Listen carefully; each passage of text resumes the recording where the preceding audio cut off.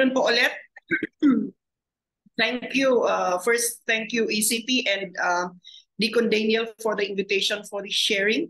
And thank you for crafting the title, Deacon Daniel. However, for this afternoon, I would still want to make use of this title, Understanding the Unholy Situation in the Holy Land, because I will not be dealing so much with purely with biblical perspective. I will be mentioning some of biblical verses and how the Bible is used in this conflict, but I will not be dealing more on that. So yun po. So this is the title, and I would say at the very beginning that I am not against Israel, and of course I am not for Hamas. I also condemn Hamas. And what I can say is that as a Christian, I see myself standing or wanting to stand with, of course, those who are oppressed because of this conflict. And of course, those who are experiencing a lot of injustices due to the situation. So that is where I stand. So I will quickly look into the slides and then probably give the floor to Paddy Ben, because he will be handling the historical side, although this is also part of the historical side, biblical historical side. And then we will have a sharing from you. I think most of you are not here for the first time, so we would also love to hear from you. And then if there are questions, we will try to respond to them. So yun po. So let me start by showing you this is posted on Facebook, and I'm sure you have seen this. It's posted and reposted, and it says Israel owns the land, and then there's a map and it says it's called Israel, not Palestine. That is shared and reshared on Facebook. So this is one side. And on the other side also, here is Edward Said, who says, Israel's occupation of Palestine is one of the most brutal and inhuman form of colonialism in modern history. So one is looking at it as, you know, this is a land owned by Israel, and another is saying, no, this is not actually owned by Israel, it's occupied by Israel. So saan tayo dito? So let's start to in our reflections. I call it reflections. This afternoon, I would like us to look at 4 questions or 4 topics. One is, of course, is biblical Israel the Israel of today? I think it's very important to take a look at that. And then the second one is about the occupation and resistance in biblical history. And how do we deal with the so-called texts of terror in the Old Testament, and how are these related to or used in this Israeli-Palestinian conflict? The third one is the issue of divine election. Di ba naririnig natin lahat na, well, it's their land. They were chosen to be given that land, so give it to them. Di ba? Yung ganun, divine election or chosenness.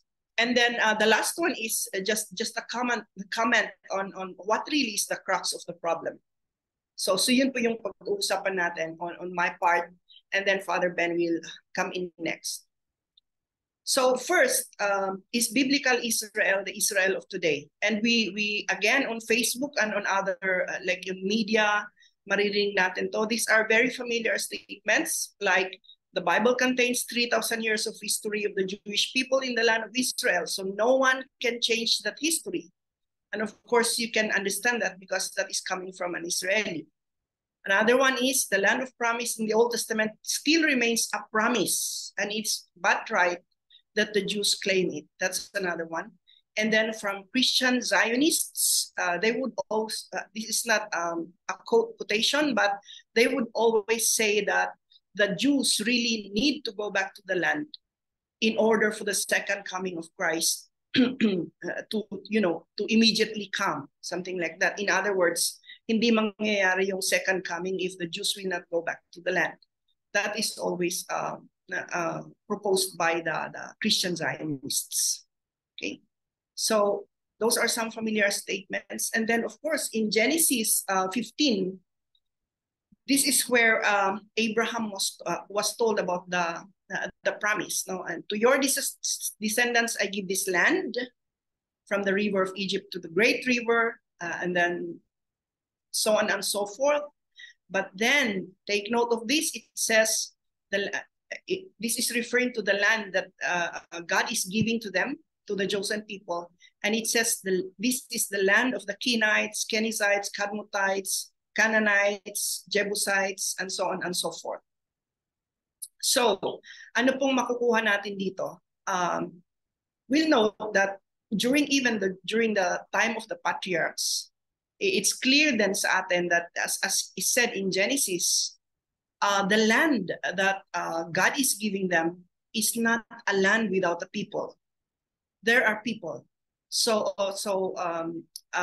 Abraham coming from Ur, going to the promised land, where there are people. And so of course when they went there with their number, there may be resistance. Alam naman natin yun sa Bible. Okay, so that's what happened. And then of course because of because of famine and other things, they had to go down to Egypt to look for food, and they stayed there. And that's when they also had they became slaves in Egypt, and that is for 400 years. 400 years. So again, was the promised land empty, left empty? Hindi, kasi from the very beginning, there were people, when they left it to go to Egypt, there were also people, there were natives, or if you want to say, there were indigenous peoples of the land. So nandun sila. So when Joshua conquered again, when Joshua led the people from Egypt to the promised land, again, alam natin na merong mga tao dyan. And here are they. No? So there are Ammonites, Moabites, Philistines, Canaanites, and so on. So that's when Joshua conquered the land, or infiltrated the land, whatever you want to make use of. And then it was here when they divided the land into 12 tribes of Israel. Ito na, diba? Yung meron ng tinatawag na Israel, 12 tribes of Israel. But then after that, after Joshua, then the judges, and then the kings. No? Then when we say the United Kingdom, it's when the kingdom of Israel, or this kingdom, is headed by one king, only one king. So we started with Saul. Saul is this piece of land only, and then David extended it until Solomon extended it here. That's the United Kingdom of Israel. So then, para lang makita natin, no, mabilisan lang to. And then, in the divided kingdom, only the northern part now is called Israel. The southern part is called Judah. Okay, so yun na, nahati na. Okay, so this land is, all of this land is not called Israel, only the northern part. And then the southern part is called Judah. So that's the divided kingdom. Then after, while the kingdom was divided, then world power after world power came. So first the Assyrians, they were under the Assyrians for how many years? And then after the Assyrians came, the Babylonians. We learn, of course, about Babylonian exile. No? So they left the land. Most of them left the land again. They went to Babylon. And then later on, they went back to the land again and rebuilt the temple. That's what happened with the Babylonians. Okay. Then, yes, so they were in Babylon for 70 years. And the temple was destroyed. Okay. Then another empire came, the Persian Empire. So what we want to see here is that it's a colonizer after colonizer dito sa land na ito. Okay, so the Persians, of course, King Cyrus of Persia is considered a hero by the Jews because of what he did. No, he was able to allow them to return to the land and to rebuild the temple, and even Persia helped rebuild the temple. That's what the Persians did. Then after the Persians came the Greeks. So makikita na ninyo, papunta na tayo sa New Testament dito. Okay, so the Greeks introduced, of course, Hellenism, one language, that is the language of the empire, and that is Greek. Okay, and then we know from history that the Greeks wanted to, actually they placed the, what do you call this? Yung rebulto ni Zeus, okay, the Greek god, nilagay nila sa temple in Jerusalem, and that really angered the Jews, and there was a revolt, and that was called the Judas Maccabeus revolt. Okay. Then after the Greeks came the Romans. Okay, ito na yon. The Romans were because of the evils of taxation, you know that, no? And other evil things, like for instance, imperial worship and so on, taxation and so on. You will expect also that there is a revolt. Okay, so during the time of the Romans, there were two revolts. The first revolt in AD 66 to 70. At first, it was successful, but then they were crushed, and so it ended with the destruction of the temple, and that's in 70 AD. Yun yun. And then again, because in 135, Hadrian entered Jerusalem and wanted to make Jerusalem as Colonia Aila Capitolina, or the capital of the Roman colony in Jerusalem, and of course to construct another temple, which is Jupiter also in the Temple Mount. And so the Jews again revolted. This time, it is known as the Bar Kokhba revolt, but again, this was crushed. Okay, so starting in 135, well, if you want, you can go as early as 70 AD with the destruction of the temple, because when the temple was destroyed, they were dispersed. But in 135, Hadrian really made sure that the Jews were cast out of Jerusalem. Okay, so there are stories that say that the Jews, the population of Jews, are only concentrated in the Galilee area because they were cast out of Jerusalem. And this time, the Romans called the whole province Palestine, or Syria, Palestinian Syria. Okay, so from then on, from 135 until actually later on we will see, it was no longer called Israel, it was Palestine. Okay, so, and again, if we talk about Israel as a nation, technically, if you want, we can start with 70 AD, but if you want, it's also possible that it's 135. You can go as late as 135, but technically, there was no more Jewish nation during this time. There were Jewish people in the land, but there was no longer a Jewish nation. That's the reason why I want to show you quickly the colonizers until the time of the Romans. Okay, so from the time of the Romans, let's say 70 or 135, until 1947, people in the land, whether Jews, Muslims, or Christians, or even Arabs, were called Palestinians. And all of them held Palestinian passports. Okay? So again, there were Jews in the land. There were a small number of them who were still in the land. And they were also called Palestinians because the land is called Palestine. It was never changed during that time. It was only in 1947. Paddy Ben will probably tell you about the history, but in 1947, because of what happened to them in Europe, after more than 1,800 years, then United Nations decided to give them a place to stay. In other words, some Jews were still in Palestine, but then because of the persecution of Jews in Europe and in other parts of the world, at least they have a place to stay. So they were given the land in 1947. And in fact, Father Ben will show you the map, but when the UN partition plan was given, 52% of the Palestinian land was given to the Jews.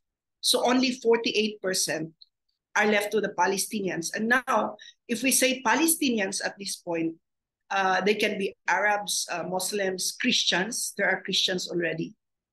So hindi lang Muslims. So this is not actually about Christianity or Jewish or Muslims. It's about yeah. So there. So in 1948, the next year, the land called Israel was declared as a Jewish state. So they became a Jewish state. Of course, there was celebration because they own more than 52, I think 77% now by 1948 of the land. But of course, when there is celebration for the Jews, there is also Nakba for the Palestinians. And Nakba means catastrophe. Why catastrophe for Palestinians? Why mourning? Because of the displacement. Imagine how many people would come to the land from Europe and from other parts of the world coming to the land and staying in the staying, of course, in the piece of land given to them. Oh, so yun po. So if I were asked, ako lang sa tingin ko, is biblical Israel the Israel of today? No, cannot be. Okay. So may joke nga sa internet Sa internet ko nakuha to, sabi niya, ito American Indian to. So it must be talking about America also. So you're telling me you believe Hebrews are entitled to the land of Israel because their ancestors once lived there? So kung ganyan ang pananaw ng US, then maybe the Indians can also, anyway, joke lang yun. Okay. So here's gusto kong ipakita to because olive trees are very, very important in the land, in Palestine, in the whole of Palestine. And because olive trees can grow more than maybe 100 years or more, sila yung part na naapektuhan sa situation na ito, sa conflict na ito. So this woman and also women and children are the mostly affected. So this woman is here with the olive tree, and it says, if the olive trees knew the hands that planted them, their oil would become tears. Okay, maybe you can understand more of that if you go further. So the second one is occupation and resistance in biblical history. So we learned that during their slavery in Egypt, of course, they cried out because slavery was too much. They were suffering. They cried out. And God answered their cries through Moses. In the Babylonian captivity, they cried out again. They were made slaves in Babylon. They cannot worship their own God. And they wanted to go back to the land, but they cannot. Kaya merong kanta na by the rivers of Babylon. But again, God answered their prayers through Cyrus, king of Persia. Another occupier ito, but he was able to allow the Jews to go back to the land. So for the Jews, he was a hero. Okay. When the Greeks came, of course, one language also killed the other languages. So the Greek language killed all the other languages. But there's also the issue of the placement of the altar of Zeus in the temple of Jerusalem. So they cried out and they revolted, Maccabean revolt. Okay. When the Romans came with their taxation, imperial cult, and so on, they also revolted. And twice, actually, during the Roman Empire, and they were crushed. So ano ang makukuha natin dito? If there is one group who knows how difficult it is, how, not only difficult but painful it is to live under an unjust system where land is not only taken from you, but also your rights and other privileges, it should be these people, the Jews, because they were under all of these things. Of course, all Palestinians, I would say. Yet, why are they acting like the occupiers? They have resisted. That's one question. In the words of many Palestinians, Israel has now become an occupier, and even worse, a settler occupier, by not respecting even the decisions of the United Nations. So sabi nila, meron daw difference yung colonizers like the Romans, the Greeks, and the Persians, and the Babylonians, because when they colonize, they leave at some point in time. They leave. But if you say settler occupier, they really settle in the land and live there. So that's the difference. So ito yung sinasabi ko, why matatawag silang occupier? Okay, di ba in 1947, 1947, they were given a piece of land in Palestine. And kaya lang ang problema, nag-i-encroach sila or nagpapalawak sila. They do illegal occupation. Why illegal? Actually, this one is, you can search this, UN Security Council, December 23, 2016, Resolution 2334. It was adopted by 14 countries with 1 abstention, and that's US. And that's okay, kasi alay nila yan. But all of these countries reaffirmed that indeed, what Israel is doing is illegal occupation. Kasi they were not honoring the UN partition plan in 1947. They had been expanding and expanding and expanding. But this was rejected by Israel. And so Paddy Ben later on will talk about what happens now to the land, what happened to the land now, because Israel did not honor the UN. Yun. Okay. And then, because we are also talking about, in terms of occupation and resistance, but mostly for occupation, dito lumalabas yung mga nakakatakot kasi na kino-quote natin ng mga biblical verses, you know. Kaya sabi ko magandang pag-usapan ito, magandang pagnilay-nilayan to reflect on it during the Advent season, because of course in the Old Testament meron tayong mga tinatawag na texts of terror, and makikita natin ito. I'll give you an example. Si Charfati, I think somebody mentioned earlier, he's I think Christian Zionist. Ang take niya is that fighting Israel is fighting God. Everyone who wants to destroy Israel will not be destroyed by Israel, but by God. Your stance on the land will cost you. So there's a warning that, you know, if you favor Israel, you will be favored by God. If you don't, then you will be cursed by God. So imagine even Matthew 25, where it says, whatever you do to the least of your brethren, is interpreted by Charfati as whatever you do to the Jews, something like that. So there are other texts of terror. This was taken from Mitri Raheb's slides. Pero totoo ito in October 27, just recently. No? This was mentioned by Netanyahu. You must remember what Amalek has done to you, says our Holy Bible. And he's talking about the Old Testament. And when you look at the Old Testament, what does it say? In 1 Samuel 15:3, it says, now go and smite Amalek and utterly destroy all that they have and spare them not, but slay both man and woman, infant and suckling, ox and sheep, camel and ass. Okay, so no wonder why Israel doesn't want a ceasefire in what's happening in Gaza, because if you think like this, medyo mahirap. No?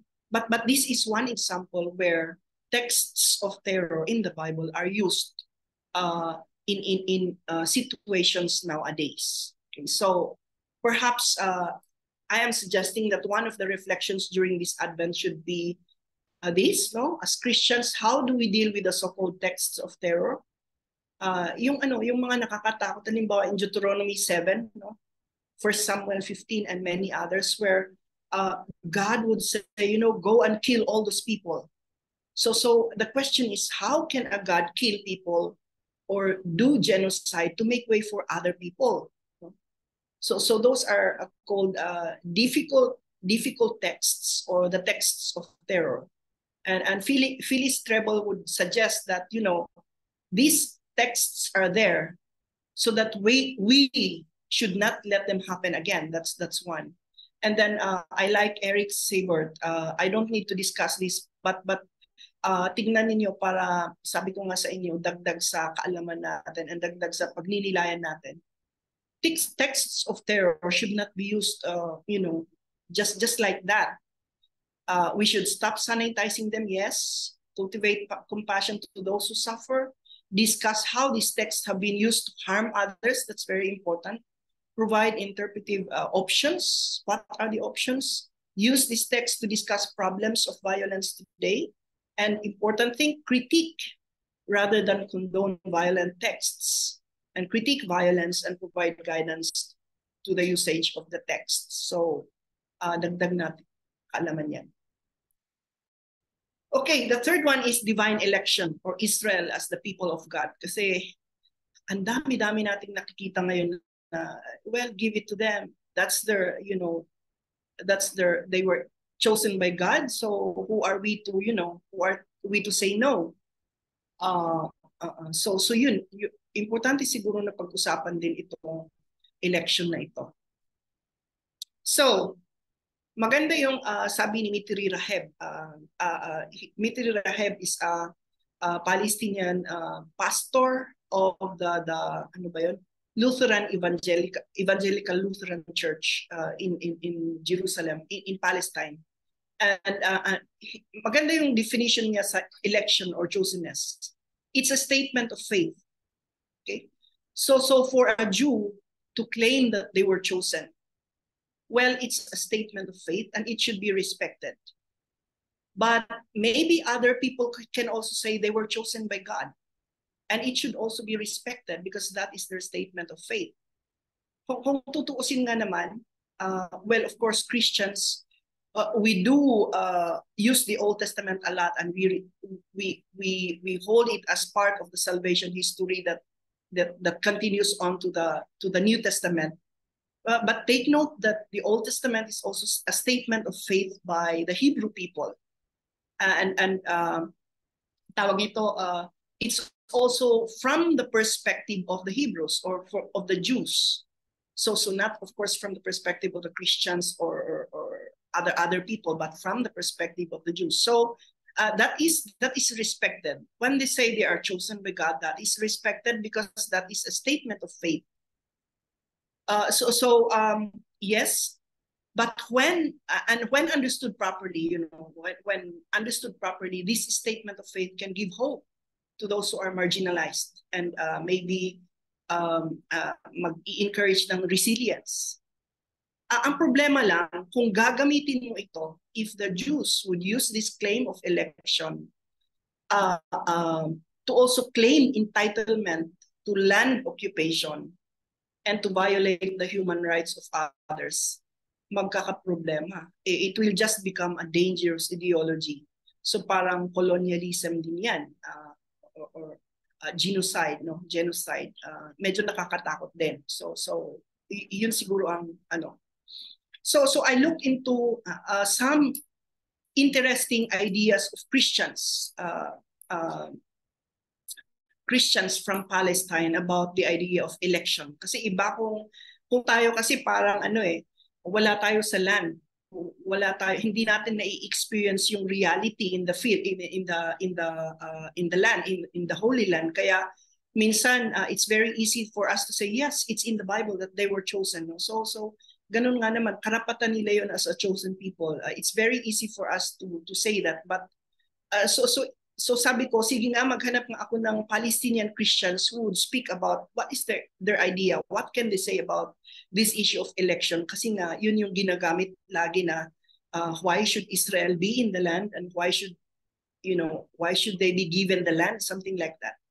So Naim Atik is an Anglican priest who founded Sabil. Sabil is an ecumenical liberation theology center. And I think they do a yearly conference, and international bodies would come to Jerusalem for that. And he says, interestingly, he says the Bible moves from a particular to universal. Kung Kristiyano tayo, makikita natin yan sa Biblia natin no? Yes, they were chosen in the Old Testament. There was a group of people who was chosen. But then later on, when you see in the New Testament, it becomes from particular to universal. Does the universal replace the particular? No, not necessarily, kasi merong nagsasabi na, oh, that's replacement theology. No, we are not replacing them. But when you say there are chosen people in the Old Testament, when we come to the New Testament, these chosen people mixed with now, or we add other people. So yung new people of God in the New Testament includes Gentiles and other people as well. So hindi na yung yun yung movement from particular to universal. Okay, so sabi niya dyan, Christians cannot afford to revert back to tribal or nationalistic notion of God's people. Okay, and that he mentions that the core value of Jesus and the prophetic tradition is justice. Okay.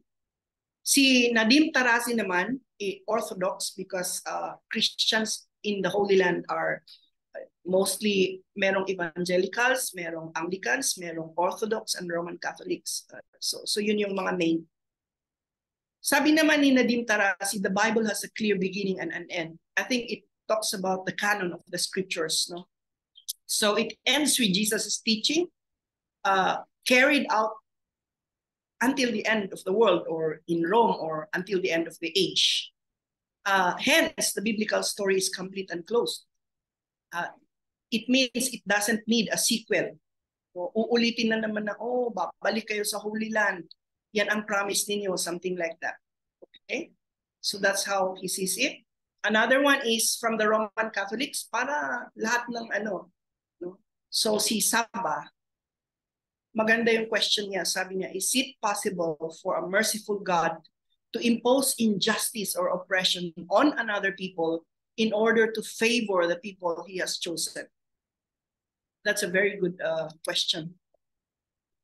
So sabi niya, sa tingin niya, election is an act of love on God's part, and it has nothing to do with merit. So every person is the object of God's choice and love.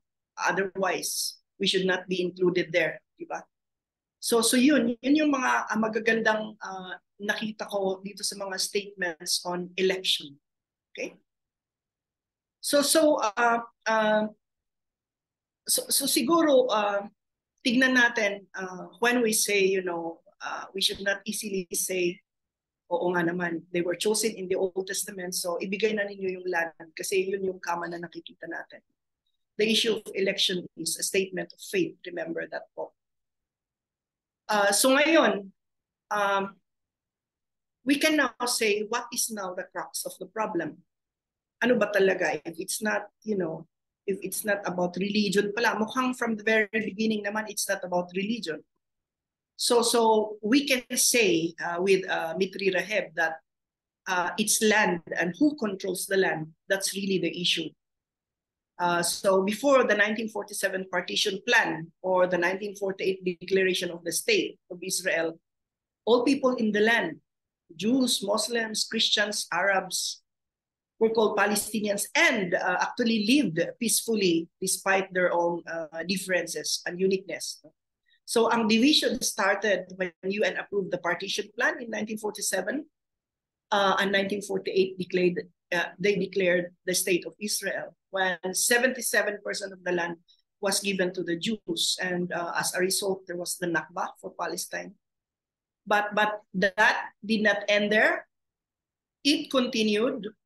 So Israel continued to get lands from the Palestinians, and today over 90% of the land is under Israeli control, and less than 10% is under the control of the Palestinians.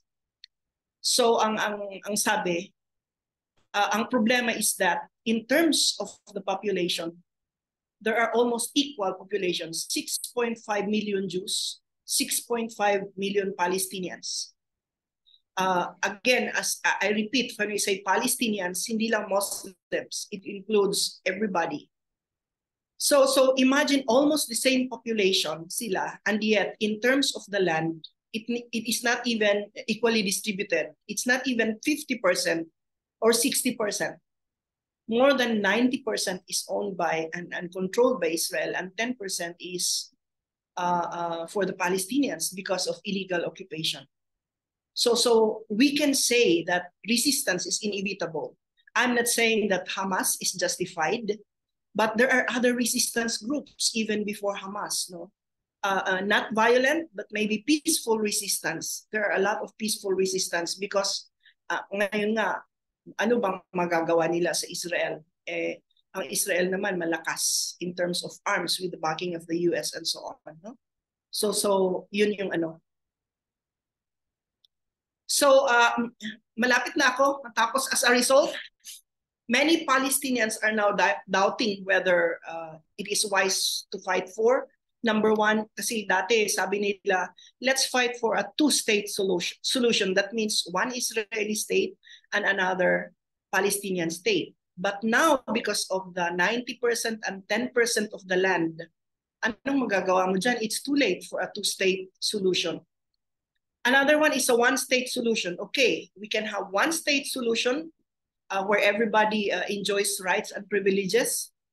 However, ang problema, yung Jewish state declared already that Hebrew is the only language and they have the only right for self-determination and so on. So some others are already pondering upon the possibility of a federation or a confederation where they can be independent states, but yun yan. So to end, maybe kulang na kulang yun, but I think this would call for more discussions. I cannot cover everything. Actually, wala rin kaming time to prepare for this. No? So let me just end with this statement from Desmond Tutu. If you are neutral in situations of injustice, you have chosen the side of the oppressor. If an elephant has its foot on the tail of a mouse, and you say that you are neutral, the mouse will not appreciate your neutrality. Maraming salamat po.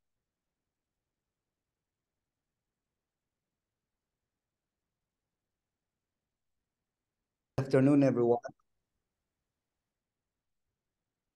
Good afternoon, everyone. I need to say the way we framed this discussion as a Advent retreat is, I think, very encouraging, because it actually encourages us to look at the issue meditatively, not trying to jump into conclusion. We may be saying things that you may not agree with, but if you could only just allow time, or allow yourself some time to reflect on it. But you can also, while we're here in this Zoom retreat, you can also raise some of the questions that you may have actually been grappling with for many years, or even if it's just recently, but you've been bothered about them, then I think this is indeed a good time to really talk about them as a group in a context of a retreat. So I can still remember a very relevant experience in 2017 when in our evaluation, we were asked to share our reflections after a week of, or rather 2 weeks in St. George's College. And I can still remember Paddy, I was with Paddy Denver, and he said, with, of course, understandably frustration, he said, "There's nothing holy in this land." And so our title this afternoon is similar to that one, when we are actually talking about the unholy situation in the Holy Land. And the way people, our organizers, tried to answer Paddy Denver then at the time was that, well, this land is regarded holy because holy people live in here. So it does not necessarily mean at present. Indeed, at present, it's very hard to call the land holy. But in history, where we are getting at the moment, indeed, many holy people live in the land. So that's partly one of the things that inspired me to see to read more on the issue. And when I was given an opportunity to go back in 2019, and for 6 months, or rather 6 weeks, I was really happy because the institution that invited us um, made it a point to invite everyone who are engaged in the conversation. So when I say everyone, they even invited Muslims, they invited Christians from different denominations, like Roman Catholic priests. They invited Jews. And there was even a time when we had both Muslims and Jews speaking at the same time on the same topic. So the topic then in 1919, or rather 2019, was one city, three religions. They were referring to Jerusalem of being a city with three major religions, namely Judaism, Islam, and Christianity. So those are the things that I think, fortunate to experience. And I'm every time given an opportunity to talk about it, very excited to talk about it. Because I'm very aware that there are many pilgrimages being organized to the Holy Land. But most of those pilgrimages were, should I say many, maybe yes, many, were organized primarily for tourism and religious exercises. So the focus most of the time was to visit holy places, and look at them in their religious significance. Not many groups are being given opportunity to really look at the situation in the land. And that, I think I was really privileged to have that kind of opportunity twice. So even in my reflections in 2019, I talked about when we were in Masada and we look at a CCTV and notice birds perching on them. Actually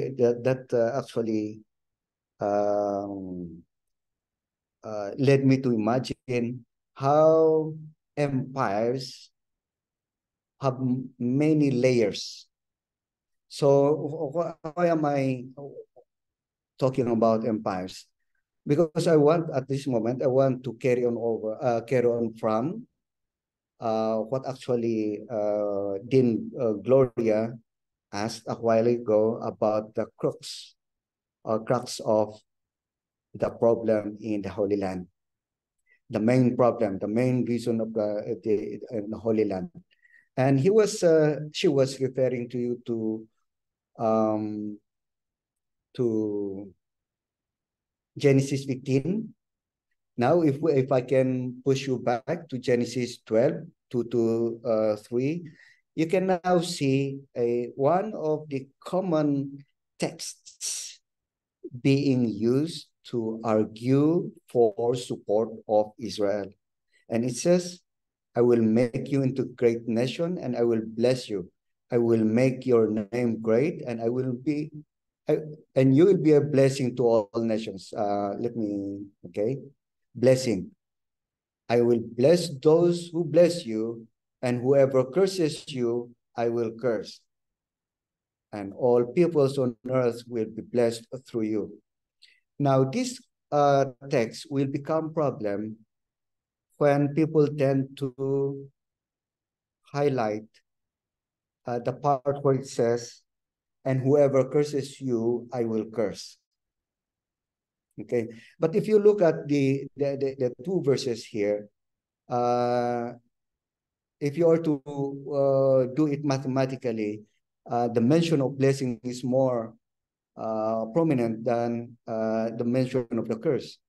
And by extension, or if you look at it also, the blessing is not only limited to the chosen ones, but to everyone, every people on earth.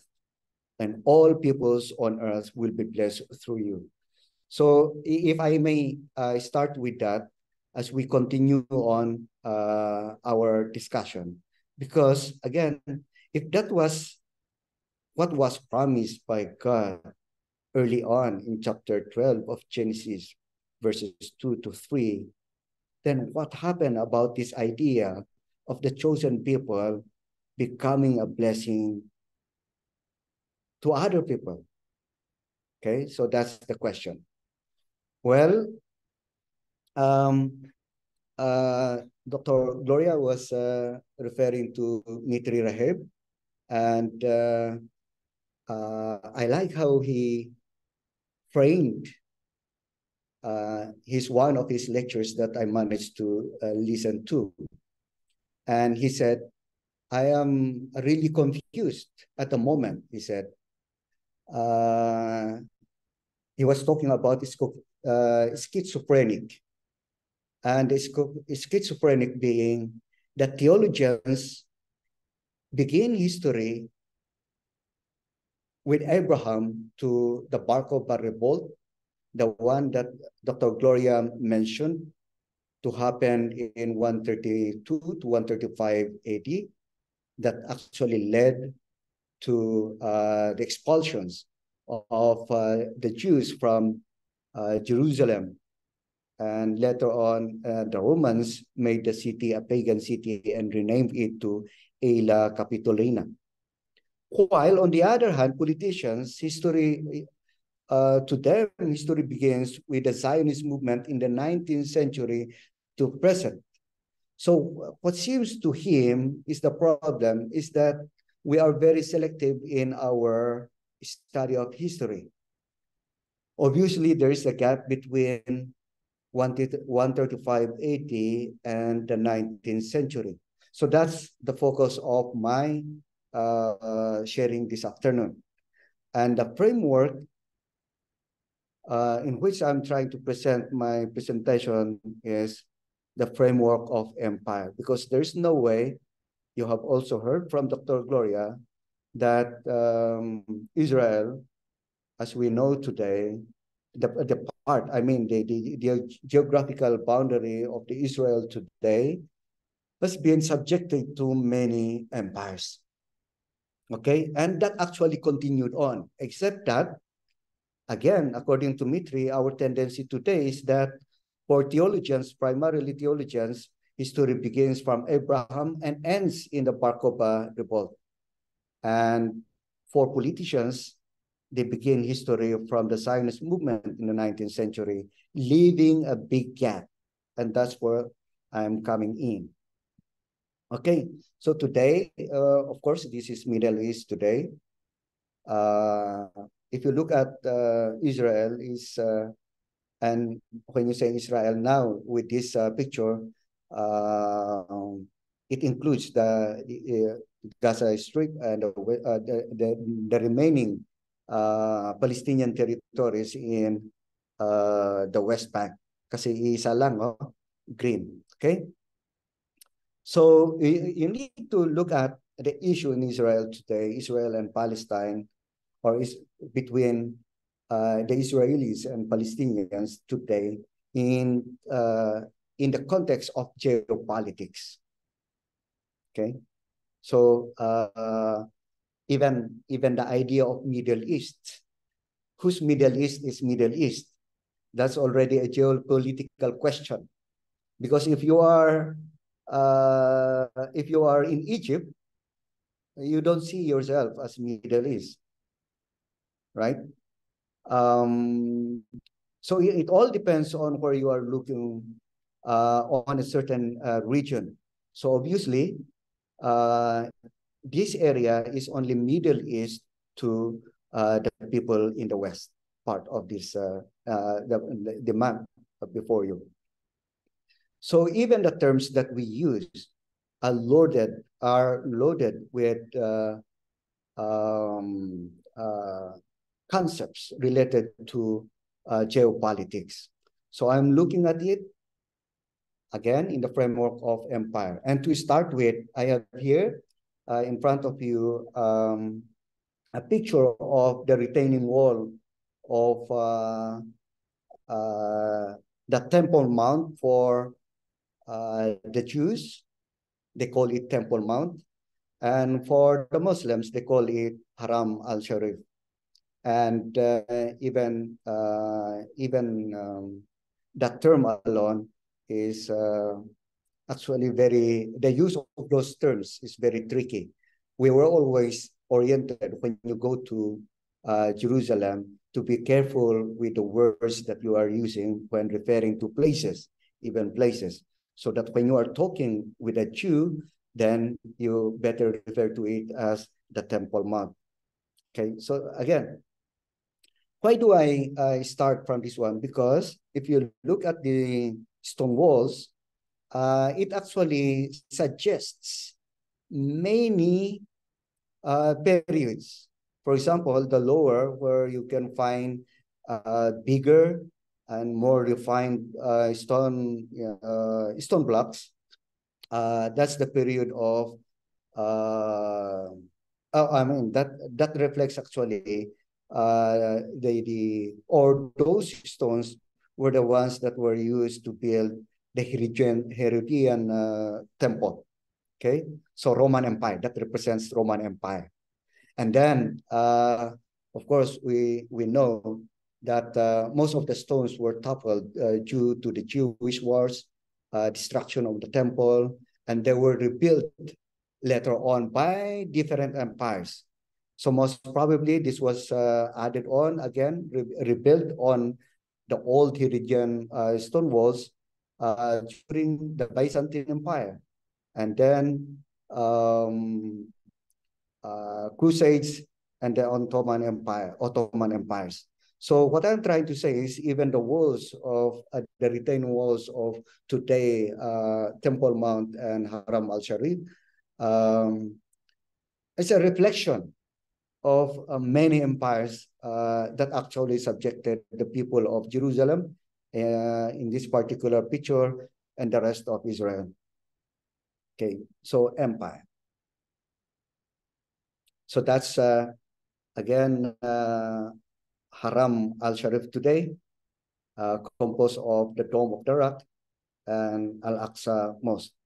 And this picture again elicits a lot of questions because to the event today, until today, this is under the custody of the Jordanian government. If you, for example, if you didn't know that and you just arrived in Jerusalem being informed about it, it's really very surprising to have Jordanian security forces guarding over this complex. So that's Haram al-Sharif today. So with this picture, you imagine the one that I was saying a while ago, even within an empire, we do consider Israel at the moment as an empire in itself. You also have this very small part of another's territory or empire. So again,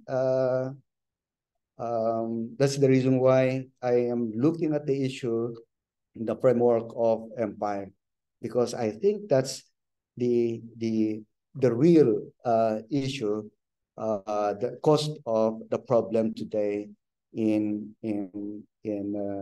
today Israel or Palestine.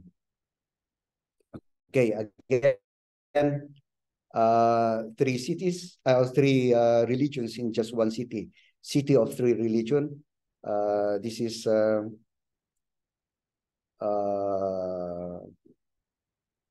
tomb of Jesus. This is the. By the way, can you see my cursor moving in your yes, in your Padi. screen? Opo. Okay, thank you very much. And this is the Wailing Wall or Western Wall. the Jews actually doesn't like people to refer it to as a Wailing Wall. Okay, and of course Dome of the Rock representing Islam. Okay, empires, a constant context of all the problems in the Holy Land. We have managed to reach this point in the history briefly shared to us by Dr. Gloria. And you can insert in there the Bar Kokhba revolt in 132 to 135.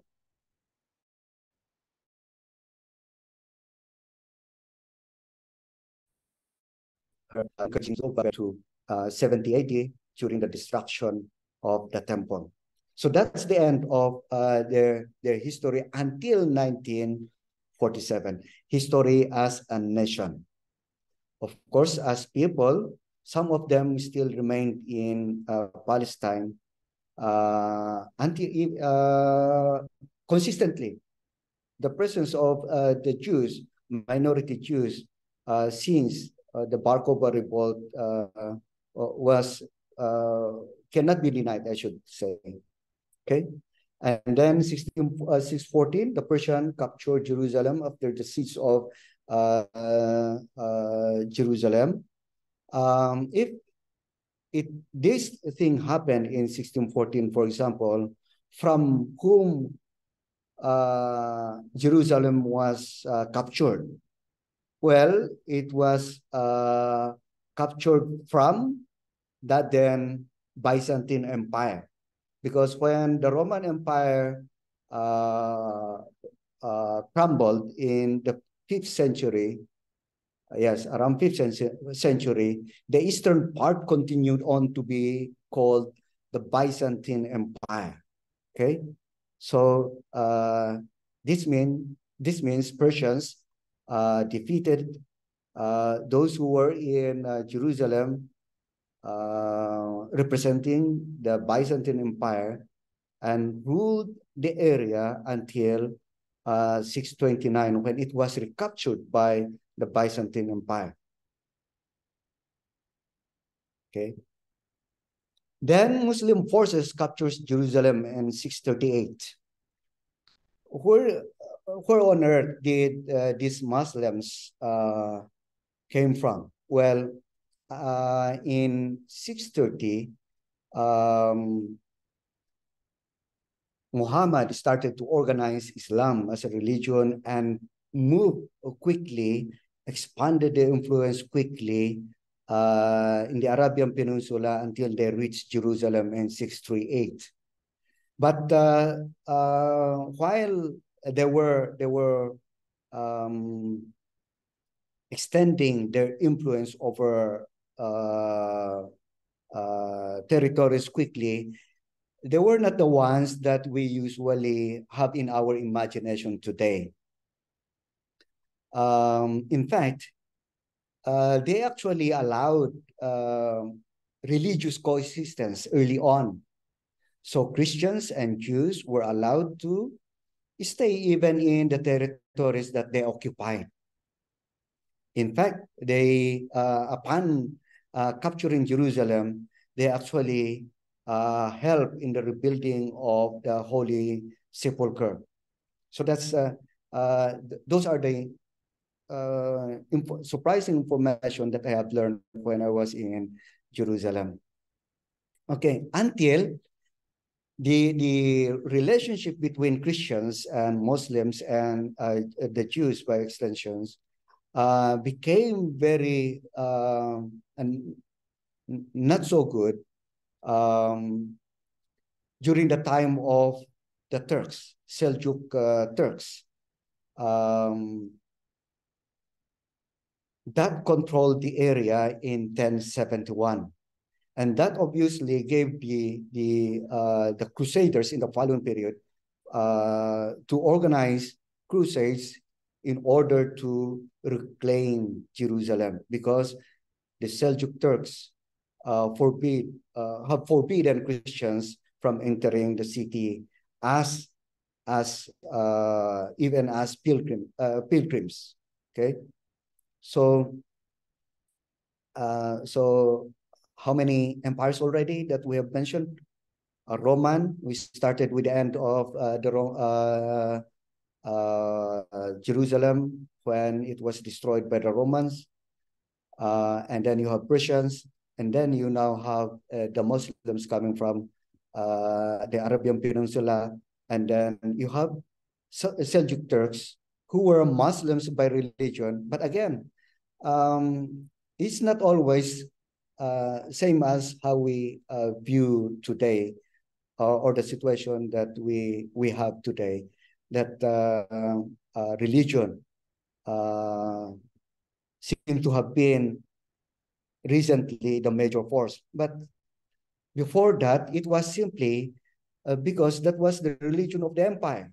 So the primary factor in all the conflicts since then was about the establishment of empires.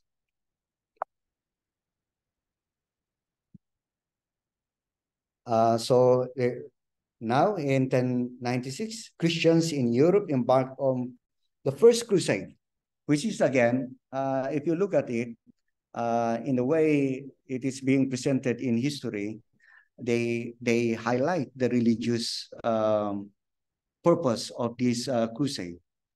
And in fact, they use religion actually to rally supports for this crusade. But if you look at it critically, it was simply about controlling a territory, particularly Jerusalem.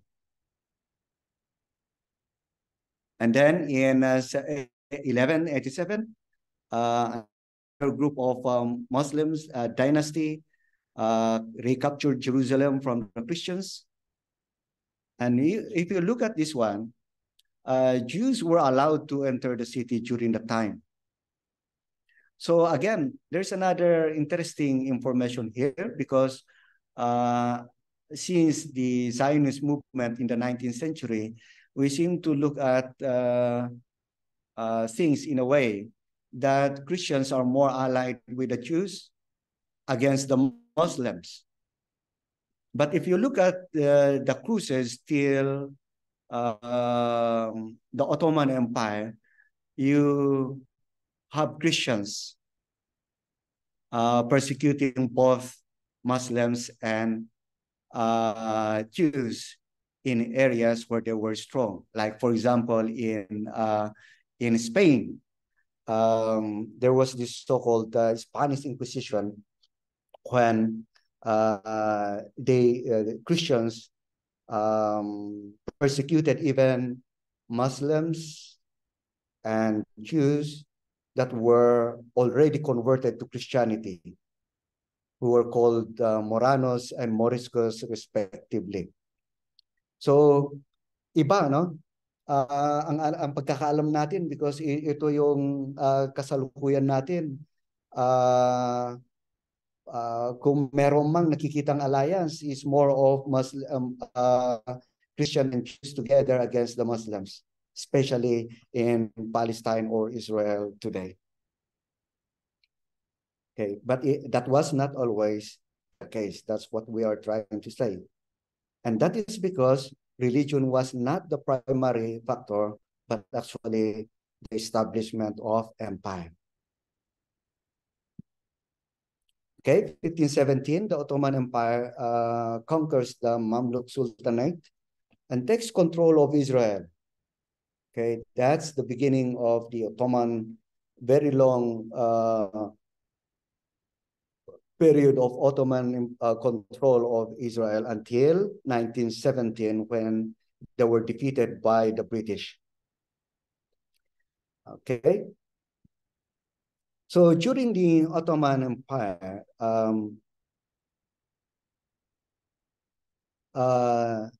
the Jews were recognized in the land, and in a sense, there was religious coexistence until in the later part of the 19th century, Zionist movement started, which actually encouraged aliyahs, or moving back to Jerusalem. Aliyah originally simply means go up, and they were referring to people going up to Jerusalem for religious observances. But now they use it to encourage Jews around the world to go back to Israel. And of course, there were many factors that actually justified that movement of Jews going back to the land. For example, the first Aliyah in 1882 to 1903, it was primarily because of the persecution that the Jews were experiencing in Russia. Okay, and you have the second Aliyah, not only coming from Russia, but Jews coming from Poland. And before the partition in 1947, there were other major movements, influx of Jews back to Jerusalem, and they use the term third Aliyah, fourth Aliyah, fifth Aliyah. And after the partition, and then later on the declaration of the independence of Israel, Aliyah continued on, and until now they have a particular office managing the movement of Israel, people, I mean Jews going back to Israel. Okay.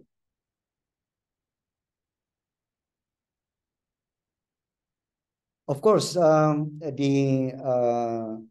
greatest number of Jews going back to Israel happened as a result of the Holocaust during World War II. Iyon yung pinakamalaki, Aliyah 5 o 5th Aliyah. So again, even in the development of Zionism, it should be understood in the context of empire, crumbling of empire, and emergence of other empires in that region. For example, Ottoman Empire ended, but it was replaced by Western empires, particularly in Palestine, British Empire, having the mandate, having the responsibility to govern that area as a result of the defeat of the Ottoman Empire in that area. Okay, and okay, you have here a map of what used to be Palestine since the defeat of the Bar Kokhba revolt, as mentioned by Dr. Gloria. They called the area Roman province of Palestine. Okay, Roman province of Palestine. So until 1948, maybe yeah, it should be until 1948.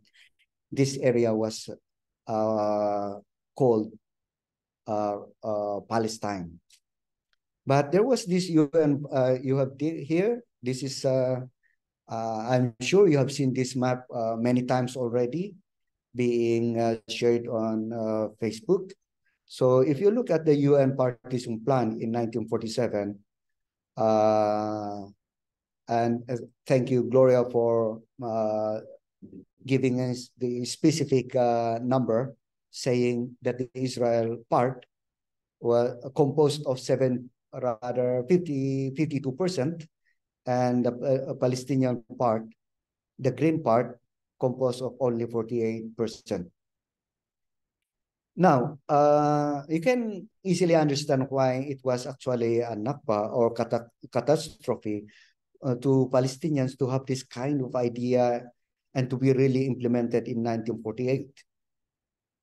Um, of course, the main issue here is displacement of people. Even during the five aliyahs already before 1946, people were already displaced, and there were riots, there were massacres, there were violence happening. Of course, as a reaction by those who were already there for a very long time. So that's, I don't know. We cannot say that those were um, uh, should be tolerated or should be justified by history or what, but it should not be a surprise in any place where people are being displaced to really see a lot of violence. Okay, so that's obviously almost a certain result of this kind of arrangement, dividing what used to be controlled by people who are already there, and giving most of the land to newcomers. Okay, but when they finally declared the state of Israel in 1948, there was a war, and Israel won the war against six Arab nations. And again, if you still remember the text that I have shown you earlier, Genesis chapter 12, verse 2 and 3, many people were tempted to interpret it that the victory of Israel then at that time was actually a curse to those people who waged war against it, consistent to that kind of reading of that verse. So that's how dangerous it is to read text like that in a very slanted manner. And then you, in 205, you really have because of many, like in 1967, there was another 6-day war in 1967 that further reduced due to the victory again of the Israelis, reduced further the land controlled by Palestinians. So in 2005, you have that kind of a map. I wonder if there are more recent maps to show how the progress of the occupation of Palestinian lands actually are being manifested in the map. Okay. Anyway, look at this vote in the General Assembly in 1947. You have 33 votes in favor, and you have the names of the countries listed there, and of course you have 13 against. And if you look at 13 against, you look at Afghanistan, Egypt, Iran, Iraq, Lebanon, Saudi Arabia, Syria, Turkey, and Yemen, all in the in the Middle East, with a few exceptions of India and Pakistan and Cuba. Ano sa tingin ninyo? What do you think of this kind of vote, result of the vote?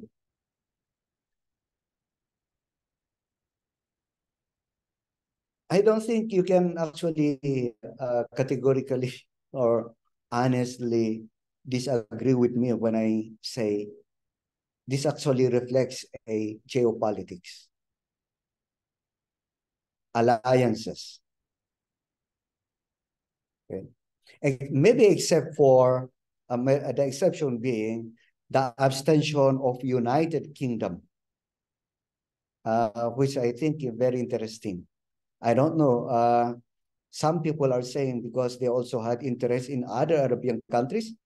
Some people also say maybe because they knew from the very beginning that kind of partition, having been in that area as having the mandate for many years to govern the area for many years, were more knowledgeable of the area, and they had some problems with the partition.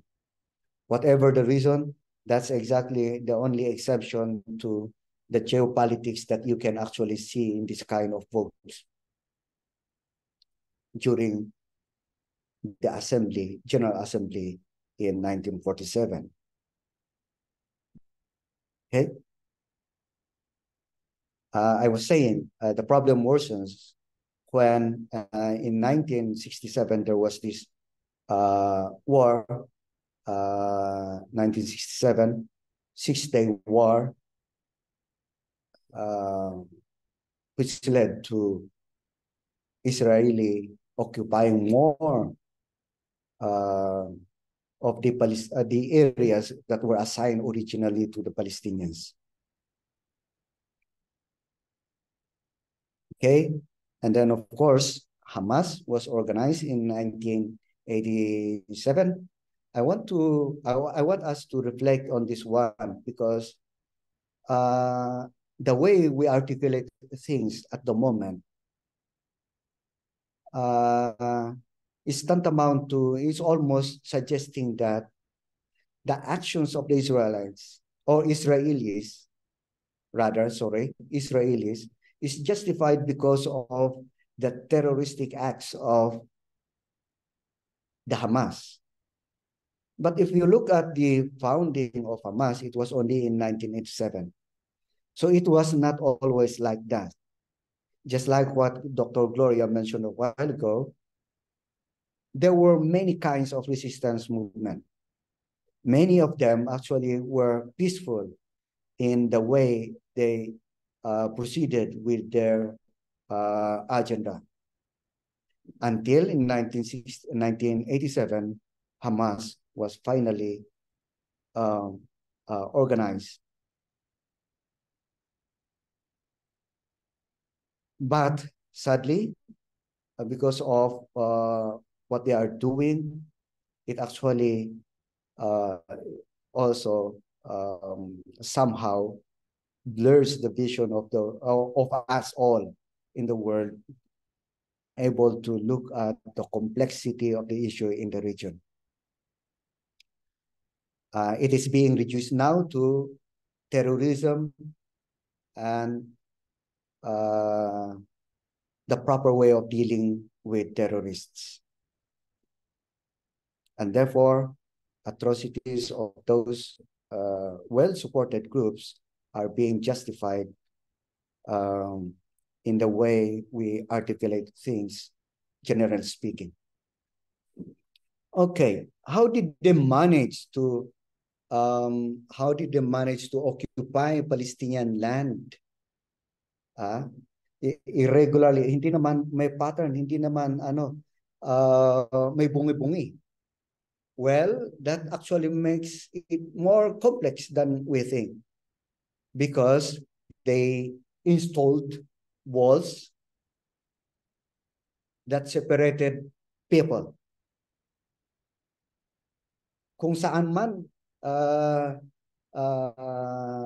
ang settlement ng mga Hudyo, they have to be protected by walls, even when it meant exclusion of people who were already there, even when it meant they needed to go around the walls in order to reach their families nearby. So that's the scandalous thing about this wall. And now I am asking whether the wall really was about security or apartheid. So this is roughly, and this is you can always look at this in the internet. Hindi gawa-gawa ito. So the red lines you have here, West Bank barriers, planned, planned or completed. Okay. So you know, you see how the walls somehow um, excluded people, divided people for the sake of protecting settlers in these areas against terrorists.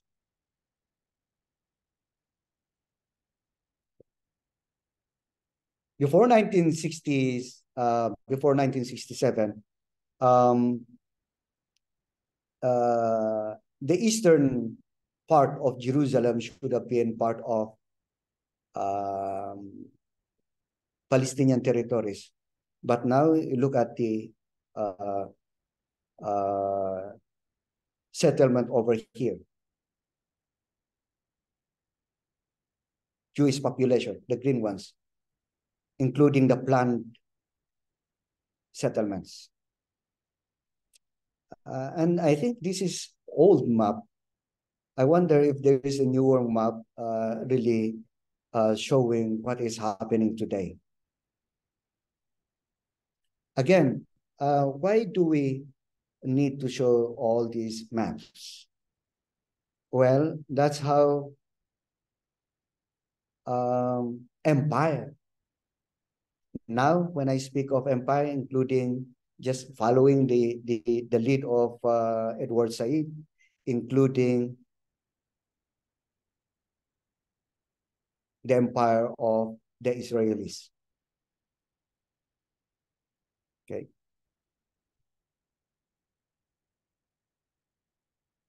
Okay, and another surprising thing to me when I was in the Holy Land was that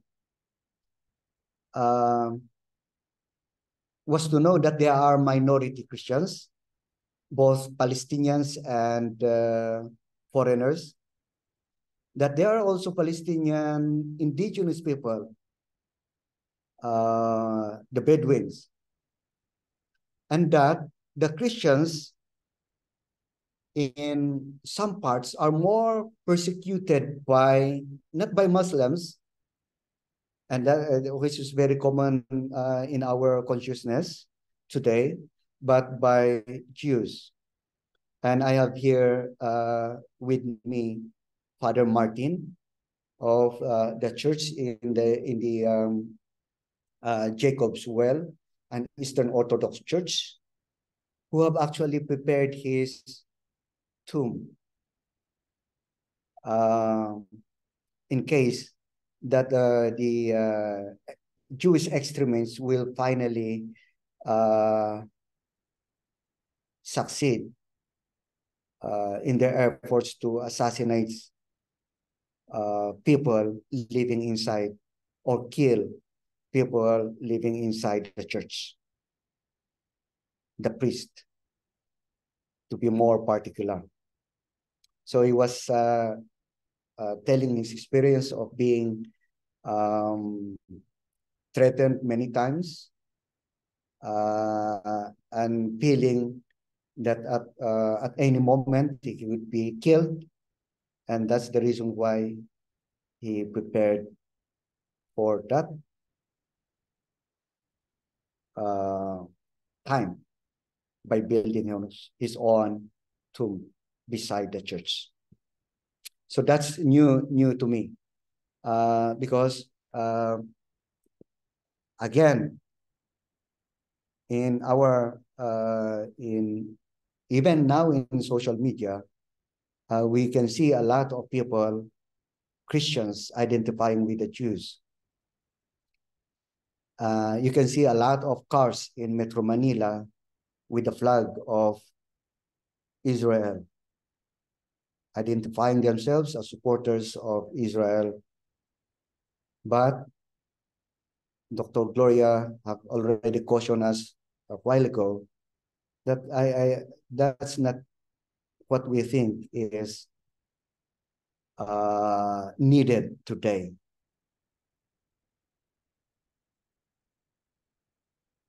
It's not about choosing one against the other. It's choosing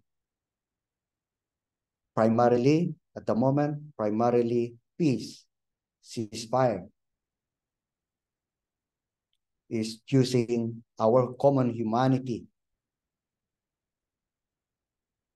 and not allow religion, which is supposedly good, it's about God,